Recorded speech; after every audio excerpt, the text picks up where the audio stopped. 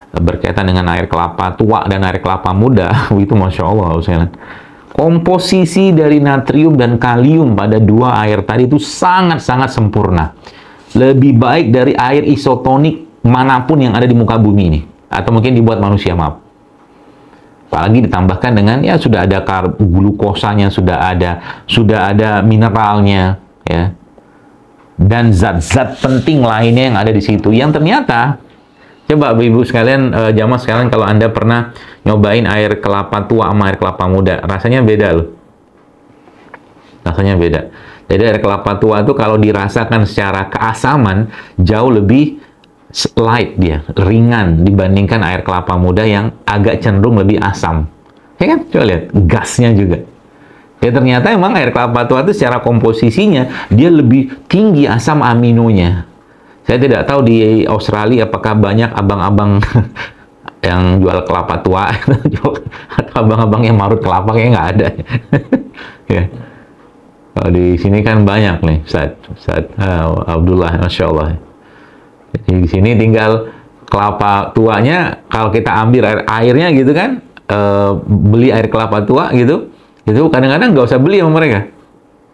Kasih aja sama dia, Masya Allah.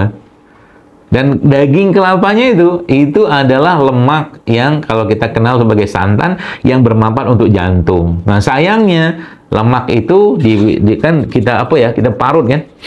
Diparut, kemudian dicampur air sedikit ya atau tidak gitu kan, lalu dimasukkan daging ke situ, maka jadilah rendang. Tambah dengan bumbu kan. Padahal seandainya nih, kalau kita minum santannya doang, Masya Allah, sekalian, santan itu lemaknya sangat baik buat jantung kita. Santan ya. Jadi kalau Anda minum, ya mungkin kopi-kopi atau apa gitu, sekarang beberapa sudah mulai tuh. Susunya pakai susu santan, coconut milk, gitu ya. Masya Allah. Ini kan pupuk nih. Tadi kan kita bahas tentang air ya. Ini nyambung sama itunya, pupuknya gitu kan. Jadi Masya Allah ya. Itu baru bicara santannya doang gitu kan, bicara air terbaik gitu kan.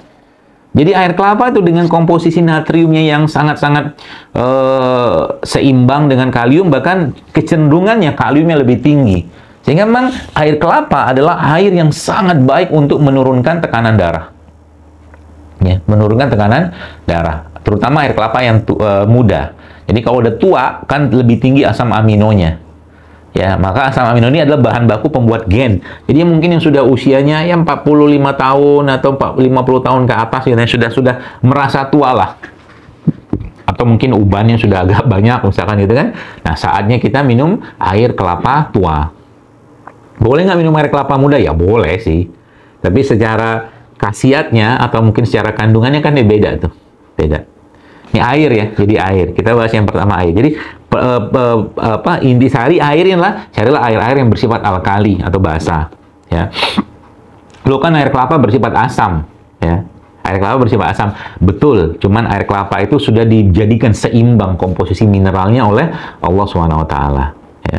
Maka kalau saya pribadi, kalau air mineral biasanya saya lebih memilih minimal pH-nya netral. Ya, kalau bisa cari yang air yang pH-nya basah atau alkali. Atau dia juga mengandung yang lain-lain lah, ya, bukan air yang dibuang mineralnya. Itu yang pertama. Yang kedua, kalau kita bicara tentang pupuknya kan tanah tadi tuh.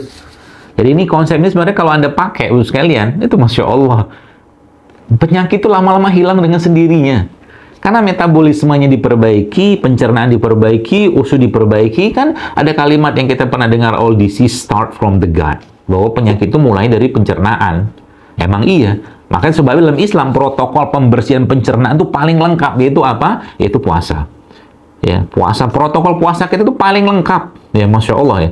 Ada Ramadan, ada Syawal, ada Ayyamul Bid, ada Senin Kamis, ada puasa-puasa sunnah, ada puasa Daud. Ya, dan semua puasa bentuknya apapun itu pasti akan menguatkan pencernaan seseorang dan meningkatkan populasi dari bakteri yang ada pada pencernaan kita. Masya Allah ya. Luar biasa Islam ini. Ya. Itu ya. Termasuk juga kalau kita bicara wudhu. Wudhu itu ya, maka kalimat itunya, kalimat intinya adalah semua syariat dalam Islam itu menyehatkan, tapi kita tidak mengerjakannya untuk sehat, kita mengerjakannya karena kewajiban dan perintah Allah. Wudu saja, banyak penelitian yang menjelaskan tentang wudu, bahkan istinsyak yang kita biasa ambil air wudu itu untuk dimasukkan ke hidung lalu kita keluarkan lagi, itu salah satu cara terbaik untuk membersihkan kuman-kuman patogen yang ada pada hidung. Wudu, ya, subhanallah.